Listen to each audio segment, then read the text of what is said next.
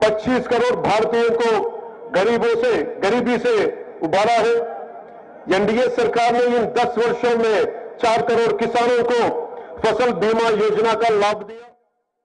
NDA सरकार ने लगभग 12 करोड़ का लाभ दिया प्रधानमंत्री किसान योजना में। कुल 30 करोड़ के मुद्रा योजना का लाभ दिया हमारी बहनों को। पिछले 10 सालों में हमारे highway man of India Shri Nitin Gadkari ji ने इस देश को 11,000 किलोमीटर के नेशनल हाईवे दिए हैं। महाराष्ट्र को 701 कम लंबा समृद्धि महामार्ग भी मिला जो नागपुर से लेकर ठाणे को जोड़ता है और महाराष्ट्र के नवनिर्माण में जोड़ी गई एक और उपलब्धि है। ऐसे न जाने कितने कार्य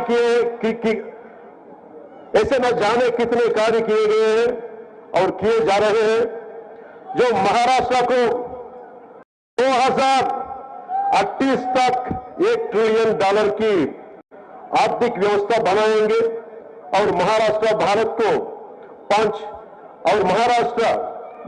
को 5 ट्रिलियन डॉलर के साथ विश्व की तीसरी सबसे बड़ी अर्थव्यवस्था बनने में महत्वपूर्ण योगदान देगा।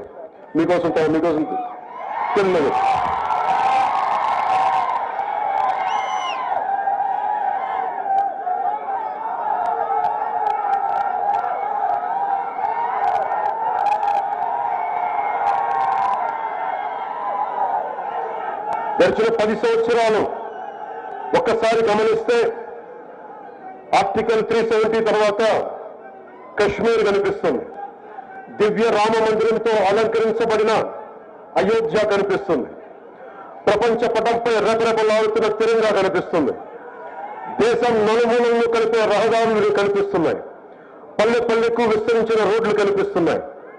గడిచిన 10 ఏళ్లలో ఎన్డీఏ ప్రభుత్వం 25 కోట్ల భారతీయులను పేదరికం నుండి విముక్తి చేసింది. 4 కోట్ల రైతులకు పంట బీమా అందించింది. పీఎం కిసాన్ ద్వారా 12 కోట్ల మందికి లబ్ధి చేకూరింది. అలాగే ముద్రా యోజన ద్వారా దాదాపు 30 కోట్ల మంది ఆడబిడ్డలకు చేయూతనిచ్చింది. గత 10 ఏళ్లలో highway man of India Nitin Gadkari గారు మన దేశానికి దాదాపు 11,000 కిలోమీటర్ల రహదారులు అందించారు. మహారాష్ట్రలోనే నాగ్పూర్ నుండి ఠాణే వరకు 701 కిలోమీటర్ల సమృద్ధి మహామార్గం నిర్మించారు. ఇది మహారాష్ట్ర నవనిర్మాణంలో కీలక ఘట్టం. 2028 లోపు మహారాష్ట్రను 1,00,000 కోట్ల ఆర్థిక వ్యవస్థగా తీర్చిదిద్దేందుకు ఇలాంటి ఇంకెన్నో గొప్ప అభివృద్ధి కార్యక్రమాలు చేపడుతున్నారు. భారతదేశాన్ని 5 లక్షల ట్రిలియన్ల జీడీపీతో ప్రపంచంలోనే 3వ అతిపెద్ద ఆర్థిక వ్యవస్థగా మార్చడంలో మహారాష్ట్ర కీలక పాత్ర పోషించబోతుంది. ఇలాంటి తరుణంలో మన డేగ్లూర్ నియోజకవర్గ అభివృద్ధి చాలా కీలకం.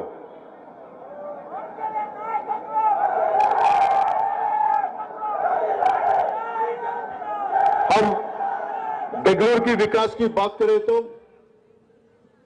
बेंगलुरु के विकास के लिए भी अनगिनत कार्य एनडीए सरकार द्वारा किए गए थे, जैसे सरकारी विश्राम गृह बेंगलुरु का निर्माण, बेंगलुरु और बिलोली पुलिस थानों का निर्माण, बेंगलुरु कोर्ट का निर्माण, बिलोली कोर्ट का निर्माण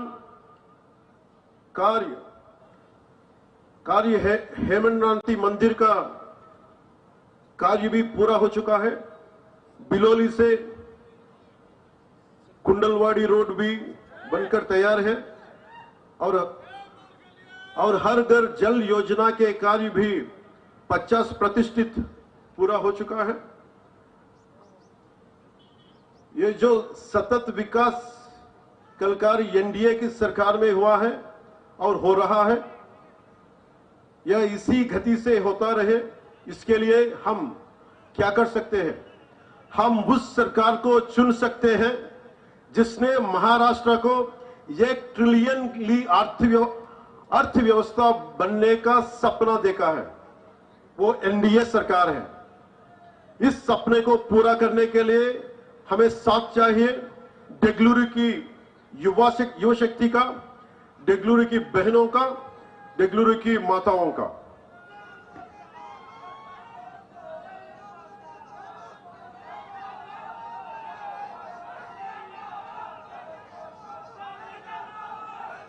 డెగ్లూరు నియోజకవర్గంలో ఎన్డీఏ ప్రభుత్వం ఎన్నో అభివృద్ధి కార్యక్రమాలు చేసింది.